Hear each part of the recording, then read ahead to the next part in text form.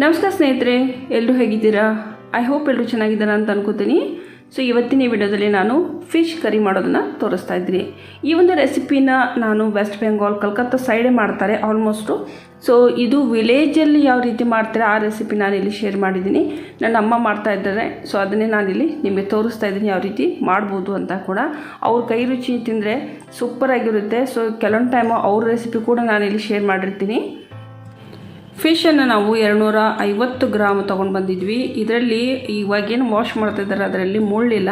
So ಮುಳ್ಳು ಇಲ್ಲದೇ ಇರೋಂಥ ಅಂದರೆ ಸ್ವಲ್ಪ ದೊಡ್ಡ ಮೀನನ್ನು ತೊಗೊಂಡು ಬಂದುಬಿಟ್ಟು ನಂತರ ಅದನ್ನು ವಾಶ್ ಮಾಡ್ತಾ ಇದ್ದಾರೆ. ಇವರು ಏನು ಹಳೆ ಸ್ಟೈಲಲ್ಲಿ ಏನು ವಾಶ್ ಮಾಡ್ತಾರೆ ನೋಡಿ, ಅದು ಕೂಡ ನಿಮ್ಗೆ ನೋಡೋದಕ್ಕೆ ಇಲ್ಲಿ ಸಿಗ್ತಾ ಇದೆ. ಇವಾಗ ಮೀನಿನ ಪೀಸ್ಗಳನ್ನ ಚೆನ್ನಾಗಿ ವಾಶ್ ಮಾಡಿ ಆಗಿದೆ. ಇವಾಗ 1 ಟೇಬಲ್ ಸ್ಪೂನ್ ಅರಿಶಿನ ಇದಕ್ಕೆ ಸೇರಿಸ್ತಾ ಇದ್ದೀವಿ. ಅದಾದ ನಂತರ 1 ಟೇಬಲ್ ಸ್ಪೂನ್ ಕಾಶ್ಮೀರಿ ಲಾಲ್ ಮಿರ್ಚ್ ಪೌಡರ್ನ ಸೇರಿಸ್ತಾ ಇದ್ದೀವಿ. ನಿಮ್ಮನೇಲಿ ಯಾವುದು ಖಾರದ ಪೌಡರ್ ಇದೆ ಅದನ್ನೇ ಸೇರಿಸಿ, ಪರವಾಗಿಲ್ಲ. ಕೆಲವೊಬ್ಬರಿಗೆ ಖಾರ ಅಂದರೆ ಇಷ್ಟ ಇರೋದಿಲ್ಲ, ಬಟ್ ಆದರೆ ನೋಡೋದಕ್ಕೆ ಸ್ವಲ್ಪ ಸ್ಪೈಸಿ ಥರ ಕಾಣಬೇಕು ನೀವು ಮಾಡೋ ರೆಸಿಪಿ ಅಂದರೆ ನೀವು ಕಾಶ್ಮೀರಿ ಲಾಲ್ ಮಿರ್ಚ್ ಪೌಡರ್ನ ಯೂಸ್ ಮಾಡ್ಬೋದು. ಅದು ಕೂಡ ಅಫೋರ್ಡೆಬಲ್ಲೇ ಇದೆ. ಸೊ ಇದನ್ನು ನೀವು ಸೇರಿಸೋದ್ರಿಂದ ರೆಸಿಪಿಯಲ್ಲಿ ಅಂದರೆ ಅಡುಗೆ ಮಾಡುವಾಗ ಯೂಸ್ ಮಾಡಿದರೆ ಒಂದು ನೋಡೋದಕ್ಕೆ ತುಂಬಾ ಸ್ಪೈಸಿಯಾಗಿ ಕಾಣಿಸುತ್ತೆ, ತುಂಬ ಚೆನ್ನಾಗಿ ಕೂಡ ಕಾಣಿಸುತ್ತೆ, ಅಟ್ರಾಕ್ಟಿವ್ ಆಗಿರುತ್ತೆ. ಆ ಜೊತೆ ಖಾರ ಕೂಡ ಅಷ್ಟೊಂದು ಇರೋದಿಲ್ಲ ಅದು. ಸೊ ನೋಡೋದಕ್ಕೆ ಹಾಗಿರುತ್ತೆ ಅಷ್ಟೇ. ಸೊ ನಂತರ ನಾನಿಲ್ಲಿ 1 ಟೇಬಲ್ ಸ್ಪೂನ್ ಉಪ್ಪನ್ನು ಕೂಡ ಸೇರಿಸ್ತಾ ಇದ್ದೀವಿ. ಅದಾದ ನಂತರ ಅರ್ಧ ನಿಂಬೆ ಹಣ್ಣಿನ ರಸವನ್ನು ಕೂಡ ಸೇರಿಸ್ತಾ ಇದ್ದೀವಿ. ಸೊ ಇಷ್ಟನ್ನು ಸೇರಿಸ್ಬಿಟ್ಟು ನಾವೇನು ಮಾಡಬೇಕು ಅಂದರೆ ಇದನ್ನು ಒಂದು ಅರ್ಧ ಗಂಟೆವರೆಗೂ ಹಾಗೆಯೇ ನೆನೆಯೋದಕ್ಕೆ ಬಿಡಬೇಕಾಗುತ್ತೆ. ಅದಕ್ಕೋಸ್ಕರ ಇದು ಅಂದರೆ ಎಲ್ಲಿವರೆಗೂ ಇದು ಏನೇ ನಾವು ಮಿಕ್ಸ್ ಮಾಡಿದ್ದೀವಿ ಅಂದರೆ ಹಲ್ದಿ ಮತ್ತು ನಿಂಬೆ ರಸ, ಅದ್ರ ಜೊತೆಗೆ ಉಪ್ಪು ಮತ್ತು ಖಾರದ ಪೌಡರು, ಸೊ ಇವೆಲ್ಲ ಚೆನ್ನಾಗಿ ಅಬ್ಸರ್ವ್ ಆಗಬೇಕು ಅದು ಫಿಶಲ್ಲಿ ಪೀಸಸ್ಗಳಲ್ಲಿ. ಒಂದು ಅರ್ಧ ಗಂಟೆ ಆದರೂ ನೀವು ಇದನ್ನು ನೆನೆಯೋದಕ್ಕೆ ಬಿಡಬೇಕು. ನೋಡಿ ಈ ರೀತಿ ಚೆನ್ನಾಗಿ ಮಿಕ್ಸ್ ಆಗಬೇಕಿದು. ಏನೇನು ನಾವು ಹಾಕಿದ್ದೀವಿ ಮಸಾಲೆನ ಅದೆಲ್ಲ ಚೆನ್ನಾಗಿ ಇದರಲ್ಲಿ ಮಿಕ್ಸ್ ಆಗಬೇಕು. ನೀವು ನೋಡ್ಬೋದು ಮಸಾಲೆ ಇವಾಗ ಚೆನ್ನಾಗಿ ಮಿಕ್ಸ್ ಆಗಿದೆ ಮೀನಿನ ತುಣುಕುಗಳಲ್ಲಿ. ಸೊ ಈ ರೀತಿ ಚೆನ್ನಾಗಿ ಮಿಕ್ಸ್ ಆದಮೇಲೆ ಒಂದು ಅರ್ಧ ಗಂಟೆ ಆದರೆ ಇದನ್ನು ಚೆನ್ನಾಗಿ ಮುಚ್ಚಿ ಇದನ್ನು ಹಾಗೇನು ಬಿಡಬೇಕು. ಅಂದರೆ ಅರ್ಧ ಗಂಟೆ ಆದಮೇಲೆ ಏನಾಗುತ್ತೆ, ಸ್ವಲ್ಪ ನೀರು ಬಿಡುತ್ತೆ ಅದು. ಸೊ ನೀರು ಬಿಟ್ಟಾಗಲೇ ಇದು ಚೆನ್ನಾಗಿ ಮಸಾಲೆ ಈ ಒಂದು ಫಿಶ್ ಪೀಸ್ಗಳಲ್ಲಿ ಸೇರಿಕೊಂಡಿದೆ, ಚೆನ್ನಾಗಿ ಮಿಕ್ಸ್ ಆಗಿದೆ ಅಂತ ಹೇಳ್ಬೋದು ನಾವು. ಇನ್ನು ಮಸಾಲೆಗೋಸ್ಕರ ಏನೇನು ಬೇಕು ಅಂತ ನೋಡ್ಕೊಂಬಿಡೋಣ. ಇಲ್ಲಿ 4ರಿಂದ 5 ಟೇಬಲ್ ಸ್ಪೂನ್ ಧನಿಯಾ ಅಂದರೆ ಹವಿಜದ ಬೀಜಗಳನ್ನ ತೊಗೊಂಡಿದ್ದೀವಿ. ನಂತರ 3 ಟೇಬಲ್ ಸ್ಪೂನ್ ಕಾಲಿ ಮಿರ್ಚ್ ಅಂತ ಬರುತ್ತೆ, ಕರಿಮೆಣಸು, ಅದನ್ನು ತೊಗೊಂಡಿದ್ದೀವಿ. 4ರಿಂದ 5 ಒಣಮೆಣಸಿನ್ಕಾಯಿ. ಅದಾದ ನಂತರ ಸ್ವಲ್ಪ ಜೀರಿಗೆ. ನಂತರ ಸ್ವಲ್ಪ 7ರಿಂದ 8 ಟೇಬಲ್ ಸ್ಪೂನ್ ಒಂದು ಸಾಸಿವೆ ಕಾಳುಗಳನ್ನು ತೊಗೊಂಡಿದ್ದೀವಿ. ಈ ಸಾಸಿವೆ ಕಾಳು ಸ್ವಲ್ಪ ಹಳದಿ ಕಲರಲ್ಲಿ ಬರುತ್ತೆ, ನೀವು ಕೇಳಿದರೆ ಮಸಾಲೆ ಅಂಗಡಿಯಲ್ಲಿ ಕೊಡ್ತಾರೆ. ಸೊ ಇಲ್ಲಿ ಹಳದಿ ಕಲರ್ದೇ ನಾವು ಸಾಸಿವೆನ ತೊಗೊಂಡಿದ್ದೀವಿ. ಸೊ ಇಷ್ಟು ನಾವು ಕಡಿ ಮಸಾಲ ಮಾಡೋದಕ್ಕೆ ಬೇಕಾಗುತ್ತೆ. ಇವುಗಳನ್ನು ನಾವು ಚೆನ್ನಾಗಿ ವಾಶ್ ಮಾಡಿ ನಂತರ ರುಬ್ಕೊಳ್ಳೋಣ. ಅದಾದ ನಂತರ ನಮಗೆ ಬೇಕಾಗಿರೋದಿಲ್ಲಿ 4ರಿಂದ 5 ಬೆಳ್ಳುಳ್ಳಿ ಎಸಳುಗಳು ಗಡ್ಡೆಗಳಿರುತ್ತಲ್ಲ, ಸೊ ಅದನ್ನು ನಾವು ಇಲ್ಲಿ ಕ್ಲೀನ್ ಮಾಡಿ ಇಟ್ಕೊಂಡಿದ್ದೀವಿ. ಅದಾದ ನಂತರ ಇಲ್ಲಿ ನೋಡಿ ಮಸಾಲೆ ಆಲ್ರೆಡಿ ನಾವು ಇವಾಗ ಗ್ರೈಂಡರ್ ಮಿಕ್ಸಿ ಜಾರಲ್ಲಿ ರುಬ್ಕೊಂಡು ಇಟ್ಕೊಂಡ್ವಿ. ನಂತರ ಬೆಳ್ಳುಳ್ಳಿ ಏನು ತೋರಿಸಿದ್ನಲ್ಲ ಅದರದ್ದು ಕೂಡ ಪೇಸ್ಟನ್ನು ಸಪ್ರೇಟಾಗಿ ಮಾಡಿ ಇಟ್ಕೊಂಡಿದ್ದೀವಿ. ಇನ್ನು ಇದೆಲ್ಲರ ಜೊತೆಗೆ 4ರಿಂದ 5 ಟೇಬಲ್ ಸ್ಪೂನ್ ಮೆಂತೆ ಕಾಳುಗಳನ್ನು ತೊಗೊಂಡಿದ್ದೀನಿ. ನಂತರ 3 ಟೇಬಲ್ ಸ್ಪೂನ್ ಅರಿಶಿಣದ ಪೌಡರ್ ತೊಗೊಂಡಿರೋದು. ಫಸ್ಟಿಗೆ ನಾವಿಲ್ಲಿ ಫಿಶ್ ಪೀಸ್ಗಳನ್ನು ಏನು ನಾವು ನೆನೆಗೆ ಇಟ್ಟಿದ್ವಲ್ವ ಅದನ್ನು ಇವಾಗ ನಾವು ಫ್ರೈ ಮಾಡ್ಕೋಬೇಕು. ತುಂಬ ನಿಧಾನ ಒಂದು ಗ್ಯಾಸನ್ನು ಒಂದು ಲೋ ಫ್ಲೇಮಲ್ಲಿ ಇಟ್ಕೊಂಡೆ ಫಿಶ್ ಪೀಸ್ಗಳನ್ನ ಫ್ರೈ ಮಾಡಬೇಕಾಗುತ್ತೆ. ಯಾಕೆ ನಿಧಾನವಾಗಿ ಗ್ಯಾಸ್ ಫ್ಲೇಮನ್ನು ಇಟ್ಕೊಂಡು ಫ್ರೈ ಮಾಡ್ಕೋಬೇಕು ಅಂತಂದರೆ ಈ ಒಂದು ಪೀಸಸ್ಗಳಲ್ಲಿ ನಾವು ಉಪ್ಪು ಮತ್ತು ನಿಂಬೆ ರಸ ಹಾಕಿದ್ವಲ್ಲ, ಸೊ ಅದಕ್ಕೋಸ್ಕರ ಇದು ಸ್ವಲ್ಪ ನೀರು ಬಿಟ್ಕೊಂಡಿರುತ್ತೆ. ಹೀಗಾಗಿ ಕಾದಂಥ ಎಣ್ಣೆಯಲ್ಲಿ ಹಾಕಿದಾಗ ಅದು ಸ್ವಲ್ಪ ಸಿಡಿಯೋ ಚಾನ್ಸಸ್ ಕೂಡ ಇರುತ್ತೆ. ಅದಕ್ಕೋಸ್ಕರ ಹೇಳ್ತಾ ಇರೋದು.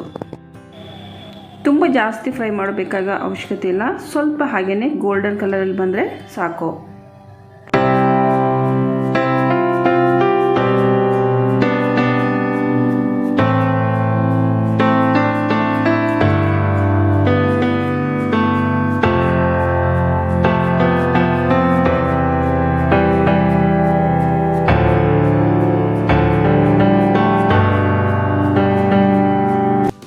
ಇವಾಗ ನೀವು ನೋಡ್ಬೋದು ಚೆನ್ನಾಗಿ ಎಲ್ಲ ಫಿಶ್ ಪೀಸ್ಗಳನ್ನ ಫ್ರೈ ಮಾಡಿ ಇಟ್ಕೊಂಡಿದ್ದೀವಿ.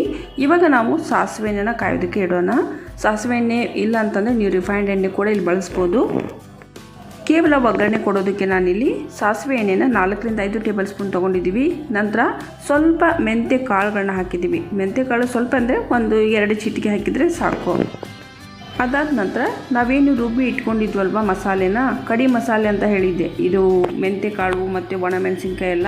ಸೊ ಅದನ್ನು ಪೇಸ್ಟನ್ನು ಫಸ್ಟಿಗೆ ಹಾಕಿಬಿಟ್ಟು ಎಣ್ಣೆಯಲ್ಲಿ ಚೆನ್ನಾಗಿ ಫ್ರೈ ಮಾಡಬೇಕು. ಅದಾದ ನಂತರ 2 ಟೇಬಲ್ ಸ್ಪೂನ್ ಬೆಳ್ಳುಳ್ಳಿ ಪೇಸ್ಟ್ಗಳನ್ನು ಕೂಡ ಸೇರಿಸ್ತಾ ಇದ್ದೀವಿ. ಅದಾದ ನಂತರ 1 ಟೇಬಲ್ ಸ್ಪೂನ್ ಅರಿಶಿಣದ ಪೌಡರ್ನ ಸೇರಿಸ್ತಾ ಇದ್ದೀವಿ. ಅದಾದ ನಂತರ ಸ್ವಲ್ಪ ಖಾರದ ಪೌಡರ್, ಇದನ್ನು 1 ಟೇಬಲ್ ಸ್ಪೂನ್ ತೊಗೊಂಡಿದ್ದೀವಿ. ನಂತರ ಗರಂ ಮಸಾಲ ಪೌಡರ್ ಕೂಡ ತೊಗೊಂಡಿದ್ದೀವಿ, ಇದು ಕೂಡ 2 ಟೇಬಲ್ ಸ್ಪೂನ್ ತೊಗೊಂಡಿದ್ದೀವಿ. ಸೊ ಇವೆಷ್ಟನ್ನು ಸೇರಿಸ್ಬಿಟ್ಟು ಚೆನ್ನಾಗಿ ಮಸಾಲೆನ ಈ ರೀತಿ ಹುರಿಬೇಕು. ಅಂದರೆ ಇದರಲ್ಲಿ ನೀರಿನ ಅಂಶ ಇರುತ್ತೆ, ಮಸಾಲೆ ನಾವೇನು ರುಬ್ಕೊಂಡಿದ್ದೀವಿ ಅದರಲ್ಲಿ ಅದು ನೀರಿನ ಅಂಶ ಕಂಪ್ಲೀಟಾಗಿ ಹೋಗಬೇಕು. ಹಾಗೆ ಸೈಡಲ್ಲಿ ಎಣ್ಣೆ ಕೂಡ ಈ ರೀತಿ ಬಿಡ್ತಾ ಇರಬೇಕು. ನೀವು ನೋಡ್ಬೋದು ಇವಾಗ ಕಾಣಿಸ್ತಾ ಇದೆ, ಅದೇ ರೀತಿ ಇದು ಆಗಬೇಕು. ಸೊ ಆವಾಗಲೇ ಮಸಾಲೆ ಚೆನ್ನಾಗಿ ಹುರ್ಕೊಂಡಾಗಿದೆ ಅಂತ ಅರ್ಥ. ಅದಾದ ನಂತರ ಸ್ವಲ್ಪ ಉಪ್ಪು ಕೂಡ ನೀವು ಸೇರಿಸಬೇಕು, ರುಚಿಗೆ ತಕ್ಕಷ್ಟು. ಇಲ್ಲಿ ನಾನು ಹೇಳ್ತಾ ಇರೋದು, ಇಲ್ಲಿ ಯಾವುದೇ ರೀತಿ ಮೆಜರ್ಮೆಂಟ್ ಬೇಡ, ಯಾಕಂದರೆ ಕೆಲವರಿಗೆ ಉಪ್ಪು ಕಡಿಮೆ ಬೇಕು, ಕೆಲವರಿಗೆ ಉಪ್ಪು ಜಾಸ್ತಿ ಬೇಕು. ಸೊ ಹೀಗಾಗಿ ಉಪ್ಪು ನಿಮ್ಮ ಸ್ವಾದಾನುಸಾರ ನೀವು ಹಾಕ್ಕೊಂಡ್ರೆ ಆಯಿತು. ಇನ್ನು ಇದರಲ್ಲಿ ಸ್ವಲ್ಪ ಹುಳಿ ಬರಲಿ ಅಂತ ಹೇಳಿ ನಾವು ಇದು ಮಾವಿನಕಾಯಿಗಳನ್ನು ಸ್ವಲ್ಪ ಒಣಗಿಸಿ ಪೀಸ್ಗಳನ್ನು ಇಟ್ಟಿರ್ತಾರೆ ಸ್ಟೋರ್ ಮಾಡಿ. ಇದು ಅಂಗಡಿಯಲ್ಲಿ ನಿಮಗೆ ಸಿಗುತ್ತೆ ನಾರ್ಮಲಿ. ಆ ಒಂದು ಕಟ್ಟಪ್ಪನ್ ಅಂತ ಇತ್ತು, ಸ್ವಲ್ಪ ಕಟ್ಟಪ್ಪನ್ ಇದ್ದರೆ ಇದು ಸ್ವಲ್ಪ ಬೇರೆಯೇ ಡಿಫ್ರೆಂಟ್ ಒಂದು ಟೇಸ್ಟ್ ಬರುತ್ತೆ. ಹೀಗಾಗಿ ನಾವು ಮಾವಿನ ಹಣ್ಣಿನ ಒಣಗಿದ ಪೀಸ್ಗಳನ್ನ ಹಾಕಿದ್ದೀವಿ. ಅದಾದ ನಂತರ 4ರಿಂದ 5 ಟೊಮೆಟೊ ಪೇಸ್ಟ್ ಕೂಡ ಹಾಕಿದ್ದೀವಿ. ಇದು ಒಂದು ಟೊಮೆಟೊನ ಚೆನ್ನಾಗಿ ಗ್ರೈಂಡ್ರಲ್ಲೇ ರುಬ್ಬಿ ಇಟ್ಕೊಂಡಿದ್ವಿ. ಸೊ ಅದನ್ನೇ ಇಲ್ಲಿ ಸೇರಿಸಿದ್ವಿ. ಇದಿಷ್ಟನ್ನು ಸೇರಿಸ್ಬಿಟ್ಟು ಚೆನ್ನಾಗಿ ಫ್ರೈ ಮಾಡ್ಕೋಬೇಕು. ಟೊಮೆಟೊದಲ್ಲಿ ಕೂಡ ನೀರಿನ ಅಂಶ ಜಾಸ್ತಿ ಇರುತ್ತೆ. ಸೊ ಹೀಗಾಗಿ ನಾವು ಈ ಮಸಾಲೆನ ಎಲ್ಲಿವರೆಗೂ ಹುರ್ಕೋಬೇಕು, ಇದನ್ನು ನಾರ್ಮಲಿ ನಾವಿವಾಗ ಇದರಲ್ಲಿ ನೀರಿನ ಅಂಶ ಬಿಲ್ಕುಲ್ ಇರಬಾರ್ದು, ಮತ್ತು ಎಣ್ಣೆ ಕೂಡ ಸೈಡಲ್ಲಿ ಬಿಡ್ತಾ ಇರಬೇಕು. ಸೊ ಅಲ್ಲಿವರೆಗೂ ಇದನ್ನು ಚೆನ್ನಾಗಿ ಹುರ್ಕೋಬೇಕು. ಎಷ್ಟು ನೀವು ಮಸಾಲೆನ ಚೆನ್ನಾಗಿ ಹುರ್ಕೋತೀರಿ ಅಷ್ಟೇ ಚೆನ್ನಾಗಿ ರೆಸಿಪಿ ರುಚಿ ಬರುತ್ತೆ. ನೀವು ಅಕಸ್ಮಾತ್ ಅರ್ಧಂಬರ್ಧ ಹುರಿದ್ಬಿಟ್ಟು ನಂತರ ನೀವು ನೆಕ್ಸ್ಟ್ ಒಂದು ಸ್ಟೆಪ್ಪನ್ನು ಕಂಟಿನ್ಯೂ ಮಾಡಿದ್ರಿ ಅಂತಂದರೆ ಆ ಒಂದು ರೆಸಿಪಿ ಇರುತ್ತಲ್ಲ ಅದರ ಟೇಸ್ಟೇ ಸ್ವಲ್ಪ ಬೇರೆನೇ ಬರುತ್ತೆ, ಹಸಿ ಬಿಸಿ ಟೈಪ್ ಬರುತ್ತೆ. ನೋಡಿ ಇವಾಗ ಎಣ್ಣೆ ಬಿಡ್ತಾ ಇದೆ ಕಾರ್ನರಲ್ಲಿ ಚೆನ್ನಾಗಿ ನೋಡಿ. ಸೊ ಈ ರೀತಿ ಬರಬೇಕದು. ಸೊ ಅವಾಗೇನು ಅನಿಸುತ್ತೆ ಅಂದರೆ ಕಂಪ್ಲೀಟಾಗಿ ಇದು ಹುರ್ಕೊಂಡಾಗಿದೆ ಮಸಾಲೆ ಅಂತ ಅರ್ಥ. ಇವಾಗ ಮಸಾಲೆ ಚೆನ್ನಾಗಿ ಹುರಿದಾಗಿದೆ ಅಂತಂದಮೇಲೆ 2 ಗ್ಲಾಸ್ ನೀರನ್ನು ಇದಕ್ಕೆ ಸೇರಿಸ್ತಾ ಇದ್ದೀವಿ. 2 ಗ್ಲಾಸ್ ನೀರನ್ನು ಯಾಕೆ ಸೇರಿಸ್ತಾ ಇದ್ದೀವಿ ಅಂದರೆ ಆಲ್ರೆಡಿ ನಾವು ಫಿಶ್ ತುಣುಕುಗಳನ್ನ ನಾವೇನು ಫ್ರೈ ಮಾಡಿ ಇಟ್ಕೊಂಡಿದ್ವಲ್ವ, ಸೊ ಆ ಫಿಶ್ ಫ್ರೈ ಏನು ತುಣುಕುಗಳನ್ನು ನಾವಿದಕ್ಕೆ ಸೇರಿಸ್ತೀವಿ ಬಾಯ್ಲ್ ಆಗೋದಕ್ಕೆ. ಅಂದರೆ ಯಾವ ರೀತಿ ನಾವು ಸಬ್ಜಿಯಲ್ಲೆಲ್ಲ ಸ್ವಲ್ಪ ನೀರು ಹಾಕಿ ಫೈನಲಿ ಸ್ವಲ್ಪ ಕುದಿಸ್ತೀವಿ ನೋಡಿ, ಅದೇ ರೀತಿಯೇ ಸ್ವಲ್ಪ ಇಲ್ಲಿ ಮಾಡ್ತಾ ಇರೋದು. 2ರಿಂದ 3 ನಿಮಿಷ ಆಗಿದೆ, ನೀರು ಚೆನ್ನಾಗಿ ಕುದೀತಾ ಇದೆ. ಸೊ ಇವಾಗ ನಾವು ಇದರಲ್ಲಿ ಫಿಶ್ ಪೀಸ್ಗಳನ್ನು ಅಂದರೆ ಮೀನಿನ ತುಣುಕುಗಳನ್ನ ನಾವೇನು ಫ್ರೈ ಮಾಡಿ ಇಟ್ಕೊಂಡಿದ್ವಿ ಅದನ್ನು ಇದಕ್ಕೆ ಸೇರಿಸ್ತೀವಿ. ಈ ರೀತಿ ಒಂದು ಫಿಶ್ ಕರಿನ ಕಲಕತ್ತಾ, ವೆಸ್ಟ್ ಬೆಂಗಾಲ್ ಆ ಕಡೆ ಎಲ್ಲ ತುಂಬ ಜನ ಮಾಡ್ತಾರೆ. ನಾವಿರೋದು ಇವಾಗ ನಾನು ರಜೆಗೆ ಹೋಗಿರೋದು ಲಕ್ನೋಗೆ. ಸೊ ಲಕ್ನೋದಲ್ಲಿ ಬೆಂಗಾಲಿ ಫ್ಯಾಮಿಲೀಸ್ ತುಂಬಾ ನಿಮ್ಗೆ ನೋಡೋದಕ್ಕೆ ಸಿಗುತ್ತೆ. ಸೊ ಅವರು ಇದೇ ರೆಸಿಪಿನೇ ಅಲ್ಲಿ ಮಾಡೋದು. ಸೊ ಹೀಗಾಗಿ ಈ ರೆಸಿಪಿನ ನಾನು ನಿಮ್ಮ ಜೊತೆ ಶೇರ್ ಮಾಡ್ಕೊಂಡಿರೋದು. ನಂತರ 5ರಿಂದ 7 ನಿಮಿಷ ಕಂಟಿನ್ಯೂಸ್ ಆಗಿ ನೀವು ಹೈ ಫ್ಲೇಮಲ್ಲಿ ಗ್ಯಾಸನ್ನು ಇಟ್ಕೊಂಡು ನೀವು ಇದನ್ನು ಕುದಿಸಿದ ಮೇಲೆ ನಿಮ್ಗೆ ಎಷ್ಟು ಗ್ರೇವಿ ಬೇಕು ಆ ರೀತಿ ನೋಡ್ಕೊಂಬಿಟ್ಟು ಗ್ಯಾಸನ್ನು ಆಫ್ ಮಾಡಿದರೆ ಆಯಿತು. ನೋಡಿದ್ರಲ್ಲ ತುಂಬ ಈಸಿ ಇದೆ. ಸ್ವಲ್ಪ ಮಾಡೋದು ಸ್ಟೈಲ್ ಸ್ವಲ್ಪ ಡಿಫ್ರೆಂಟ್ ಆಗಿರುತ್ತೆ, ಬೇರೆ ಬೇರೆ ಸ್ಟೇಟಲ್ಲಿ ಬೇರೆ ಬೇರೆ ಥರ ಮಾಡ್ತಾರೆ. ಸೊ ಅದನ್ನು ಕೂಡ ನೀವು ಟ್ರೈ ಮಾಡಿ ತಿಂದರೆ ತುಂಬಾ ಒಂದು ಹೊಸ ರುಚಿನ ಒಂದು ನೀವು ನೋಡ್ಬೋದು ಅಂತ ಹೇಳ್ಬೋದು.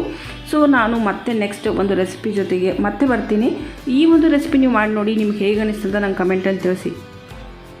ವಿಡಿಯೋ ರೆಸಿಪಿ ಇಷ್ಟ ಆದರೆ ವಿಡಿಯೋಗೊಂದು ಲೈಕ್ ಕೊಡೋದನ್ನು ಮರಿಬೇಡಿ. ಇದೇ ರೀತಿ ಹೊಸ ವಿಡಿಯೋಸ್ಗಳಿಗಾಗಿ ಸಬ್ಸ್ಕ್ರೈಬ್ ಕೂಡ ಮಾಡ್ಕೊಳ್ಳಿ ನನ್ನ ಚಾನಲ್ನ. ಮತ್ತೊಂದು ಹೊಸ ರೆಸಿಪಿಯೊಂದಿಗೆ ಮತ್ತೆ ಸಿಗೋಣ. ಅಲ್ಲಿವರೆಗೂ ನಮಸ್ಕಾರ.